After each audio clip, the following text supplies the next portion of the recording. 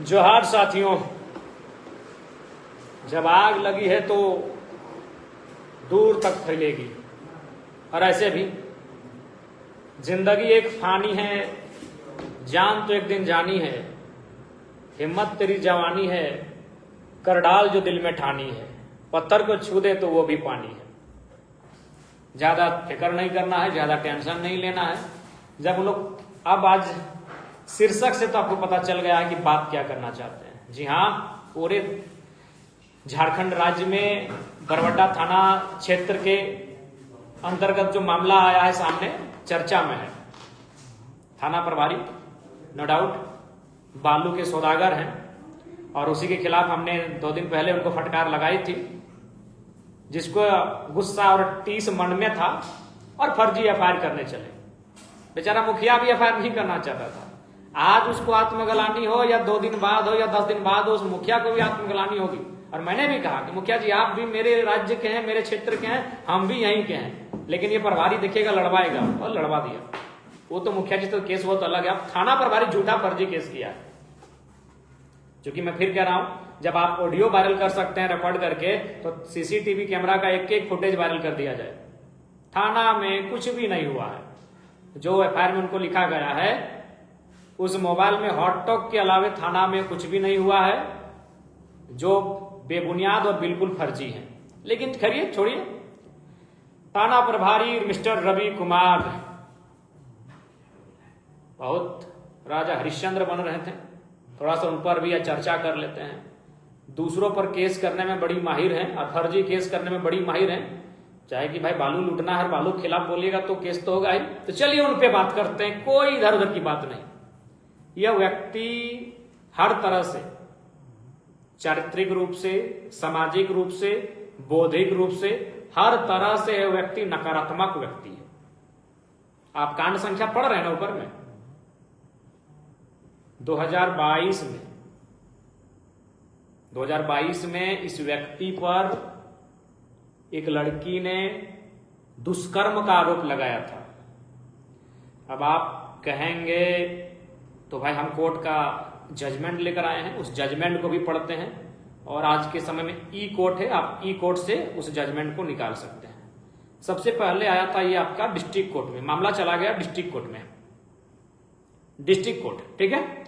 The court of additional session जज, crime against women, Bokaro. Ravi Kumar, age 29। पिता का नाम नहीं लेते हैं, पिता से हमारी कोई शत्रुता नहीं है। उनका एड्रेस है थाना बोकारो, स्टील सिटी, जिला बोकारो, झारखंड। लड़की का भी नाम हम नहीं लेते हैं। अब आगे क्या लिखता है? The anticipatory bail petition filed on behalf of petitioner namely Ravi Kumar, यानी रवि कुमार के बिहाफ में एक एंटीसिपेटरी बेल को भरा गया है। अब आगे कहता है इन कनेक्शन विथ, जो कोर्ट का है, और कोर्ट का कुछ कुछ उच्चारण में हम लोग त्रुटि कर सकते हैं फील्ड फाइल में, क्योंकि बायोलॉजी का अपना शब्द होता है तो कोर्ट का भी अपना एक शब्द होता है, भले अंग्रेजी हो, लेकिन उसमें अब थोड़ा सा लास्ट में जाते हैं, क्योंकि इतना पढ़ने के समय नहीं है। लास्ट में लिखता है considering the above facts, facts मतलब तथ्य, अबव ऊपर, सबमिशन यानी जो चीजें सबमिट की गई, नेचर यानी उनकी प्रकृति, सर्कमस्टांसेस यानी परिस्थितियां, एंड सीरियसनेस गंभीरता ऑफ द केस, केस का। I am not inclined to allow the ABP of the above petitioner. चूंकि एबीपी का मतलब हम अभी समझ नहीं पा रहे हैं, ये शॉर्ट में है एबीपी। चूंकि कोर्ट का विषय है, हर कानूनी चीज को, बायोलॉजी के हर बीमारी को हम लोग पढ़ नहीं पाएंगे, समझ नहीं पाएंगे, तो एबीपी का मतलब हम नहीं समझ पा रहे। आगे लाइन है, accordingly the anticipatory bail petition number इतना इतना of the petitioner Ravi Kumar is hereby rejected. यहां से रिजेक्ट किया जाता है, उल्टा हो जाएगा, यहां से रिजेक्ट किया जाता है। यानी रवि कुमार थाना प्रभारी का बेल, जिसमें 376 का मतलब समझते हैं ना साथियों, दुष्कर्म का आरोप। दुष्कर्म को अंग्रेजी में रेप कहते हैं, हम लोग रेप ज्यादा समझते हैं, और रेप का संबंध किसी स्त्री से होता है। यानी इस व्यक्ति पर रेप का आरोप था और डिस्ट्रिक्ट कोर्ट ने रिजेक्ट कर दिया। क्या लिखा? The anticipatory bail petition number इतना, petitioner Ravi Kumar is hereby rejected. Reject के मतलब तब समझते हैं, रिजेक्ट माने रिजेक्ट कर देना, एकदम खल्लास, निरस्त कर देना उसको। अब यहां इसको बेल नहीं मिला। अब ये चलता है आगे, और साथ ही साथ एक मजेदार मामला है। आप अगर अतीत में जाइएगा तो उस लड़की ने, मैं उसका नाम नहीं लूंगा, वो मेरी बहन जैसी है, लेकिन इस व्यक्ति को छोड़ूंगा नहीं। उसने अपने फेस को कवर किया, मास्क लगाई और 164 के तहत फर्द बयान भी दिया है। 164 के तहत उसने फर्द बयान भी दिया है, और उस फर्द बयान में जो केस है उस चीज को उसने अपना पक्ष को रखा है। अब ये तो हमने डिस्ट्रिक्ट कोर्ट, अब चूंकि पुलिस है, दरोगा है, बड़ा बाबू है, तो ऐसा थोड़ी मानेगा, वो चला गया हाई कोर्ट। अब हाई कोर्ट का भी, हालांकि हाई कोर्ट में क्या होता है सो देखते हैं, हाई कोर्ट में क्या लिख रहा है। ये चले गए high court. High court, in the high court of Jharkhand at Ranchi, Ravi Kumar versus जो भी है, वहां आता है कि उनके वकील के द्वारा यह तर्क दिया जाता है, it has been submitted by the counsel for the petitioner that offence under section 376 IPC is not made out as complainant was major. यानी यहां यह तर्क दिया गया कि जो शिकायतकर्ता लड़की थी वो मेजर यानी बालिग थी। क्या थी? बालिग। यानी उन दोनों के बीच जो संबंध स्थापित हुए थे वो डरा धमका कर स्थापित नहीं हुए थे, यह तर्क दिया गया। और फाइनली क्या हुआ? फाइनली क्या होता है, चलिए इसको थोड़ा सा हम हिंदी में ट्रांसलेट करते हैं, हिंदी को ही अनुवाद को रखते हैं आपके सामने। याचिकाकर्ता के अधिवक्ता, याचिका मतलब रवि कुमार, याचिकाकर्ता के अधिवक्ता मतलब एडवोकेट, वकील बाबू ने तर्क दिया कि आईपीसी की धारा 376 का अपराध नहीं बनता है, क्योंकि अभियुक्त्री यानी वो बालिका, कंप्लेनर बालिग थी। उसके बाद क्या होता है, एक तर्क ये दिया गया, आगे यह भी बताया गया कि याचिकाकर्ता और शिकायतकर्ता, याचिकाकर्ता का मतलब रवि कुमार थाना प्रभारी, और शिकायतकर्ता का मतलब वह लड़की, वह बेचारी अभागा जो इसके कारण बनी, वह लड़की।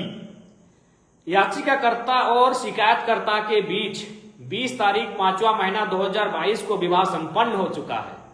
तो इस व्यक्ति ने उस लड़की से शादी कर लिया। चलिए, जिसने केस किया था उससे शादी तो कर लिया, 25,000 का जुर्माना भी, जो जमानत बंद पत्र होता है, उस लड़की से शादी तो कर लिया, लेकिन एक लड़की और एक फैमिली का पूरा का पूरा लाइफ, पूरा का पूरा सिस्टम, पूरा का पूरा मान सम्मान चौपट कर दिया। क्योंकि मामला दरअसल ये है साथियों कि रवि कुमार थाना प्रभारी बरवड्डा, उनका एक बालिका से प्रेम था, प्रेम स्वाभाविक है, सब किसी का होता है, और उनके बीच जो भी प्रेम के दौरान घटित होती हैं वो सारी चीजें घटित हुई। इसी क्रम में उसका, चूंकि रवि कुमार अन्य समुदाय से थे, उनकी प्रेमिका अन्य समुदाय से थी, दोनों अलग अलग समुदाय से थे, यानी परिवार विवाह के पक्ष में नहीं था। अब ऐसे में क्या हुआ, दरोगा बाबू हैं, नौकरी धाई से लगता है, और झारखंड में जो गैर झारखंडी दरोगा बनते हैं उसका तो कहिए मत, डिमांड सिमांड सब। अब उसमें का शादी लगा अपने समाज की लड़की के साथ। रवि कुमार बरवड्डा थाना प्रभारी का शादी किसके साथ लगा? अपने समाज की लड़की के साथ, और सारा हो गया, सारा सिस्टम सेट, सारा कुछ हो गया। लेकिन इस व्यक्ति ने एफआईआर कराया। आपको ताज्जुब होगा कि रवि कुमार कितना शातिर व्यक्ति है, उसने स्वयं अपनी प्रेमिका से एफआईआर करवाया कि तुम हम पर दुष्कर्म का आरोप लगाओ ताकि मेरा शादी उससे टल जाए। पंडाल हो चुका, लेन देन हो चुका, तैयारियां हो गई, कार्ड छप गया, और एक दिन पहले, जिसको हम लोग रिंग सेरेमनी कहते हैं, तिलक कहते हैं, मंगनी कहते हैं, जो भी जहां जैसा कहते हैं, एक दिन पहले रिश्ता टूट जाता है उस बेकसूर लड़की से जिसके परिवार की मान सम्मान सामने आ गई। क्योंकि उस लड़की का जो पक्ष था, उस लड़की का जो परिवार था, वो काफी एजुकेटेड परिवार है। मुझे सूत्रों से पता चली, अपने मित्रों से मैंने इंक्वायरी कराया, बहुत ही सम्मानित लोग हैं। उन्होंने लफड़ा करना उचित नहीं समझा और वो वापस हो गए। लेकिन मान सम्मान तो गया उनका, तैयारी हो चुकी थी, कार्ड छप चुका था, एक लड़की थी, और एक दिन पहले रिंग सेरेमनी से एक दिन पहले शादी टूट जाना, ये तो बड़ा बहुत ही दुर्भाग्यपूर्ण है। अब बात करते हैं, क्योंकि जो भी हो, उस लड़की ने फर्द बयान दिया था, भले उससे शादी हो गया रवि कुमार का, लेकिन उस लड़की ने 164 के तहत फर्द बयान दिया था और 376/1 धारा लगी थी। तो मैं तो चाहूंगा पहले बोकारो रेंज के जो पदाधिकारी हैं उनसे एक प्रेस कॉन्फ्रेंस हो और क्रॉस क्वेश्चन वे लोग मीडिया वाले करें जिनको वकालत के विषय की जानकारी हो। पहला कि भाई भले अंत में कंप्रोमाइज हुआ, लेकिन उस व्यक्ति को थाना प्रभारी कैसे बना दिए जी? वो अभी बरवड्डा जहां मलाईदार, अच्छा एक बात सुनिए झारखंड वासियों, मलाईदार थाना का मतलब समझते हैं? जो थाना इंडस्ट्री के सामने है वो मलाईदार थाना है, वहां 50 लाख में तबादला होता है। जो थाना कोलियरी के सामने है, कोयला, यस, वो थाना मलाईदार है। और जो थाना NH के सामने है, तो बरवड्डा कहां है? दिल्ली से कलकत्ता के बीच, और यहां मलाईदार पोस्टिंग होता है। अब सवाल यह है सीनियर पदाधिकारियों से कि जिस व्यक्ति पर 376 का सेक्शन लगा था, जिस व्यक्ति के खिलाफ उस लड़की ने फर्द बयान दिया था, उसको थाना प्रभारी कैसे बना दिए भाई? एक थाना में कई SI होते हैं, कोई छोटा बाबू होता है, कोई और नाम से जाना जाता है, थाना प्रभारी कैसे बना? रवि कुमार बरवड्डा का थाना प्रभारी कैसे बना? क्या सीनियर पुलिस पदाधिकारियों ने आशीर्वाद दिया? क्या उन्होंने आशीर्वाद दिया था? क्या कारण था? इसको तो बताना होगा, प्रेस कॉन्फ्रेंस तो करना होगा। यह तो प्रेस कॉन्फ्रेंस बनता है। रवि कुमार को थाना प्रभारी किसने बनाया, वो थाना प्रभारी कैसे बना, इस पर प्रेस कॉन्फ्रेंस बनता है। जिस पर इतना बड़ा आरोप लगा हो, जिस पर 376 की धारा लगी हो, जिसने एक परिवार को तबाह कर दिया, और वो व्यक्ति थाना प्रभारी भी मलाईदार थाना, बरवड्डा, गोविंदपुर, निरसा, माथेन, तोपचाची, निमिया घाट, डुमरी, बगोदर, ये सब NH वाला मलाईदार थाना है। मारो मलाई, उस थाने में कैसे पहुंचा? हाँ भैया, और हाँ क्या एसोसिएशन वाले भैया लोग क्या बोल रहे थे? बालू कालू करेंगे अभी आपके प्रभारी को। पहले हमारी लड़ाई उन सभी लोगों से नहीं है, बहुत लोग ईमानदार हैं, चाहे पुलिस हो, सिस्टम हो या एसोसिएशन हो, लेकिन आपका थाना प्रभारी जो दिखता बड़ा सुंदर है, क्या बात करते हैं? माने हम ऐसे, आप बहुत ज्ञान दे रहे थे एसोसिएशन वाले, अभी ज्ञान आपको भी देंगे ज्ञान, क्योंकि आप जितना पढ़े हम उससे कम नहीं पढ़े लिखे होंगे। आप ग्रेजुएट करके अधिकारी बने होंगे, हम भी PhD कर रहे हैं, तो हम ये नहीं करें हमसे आपसे ज्यादा जानते हैं, लेकिन आपसे कम नहीं जानते हैं। ज्ञान आपको भी देंगे एसोसिएशन वालों। पहला ज्ञान लीजिए, ये स्क्रीनशॉट किसका है मालूम है? ये स्क्रीनशॉट है बालू चलाने वाले ट्रैक्टर ड्राइवरों का। अब रवि कुमार तो धूर्त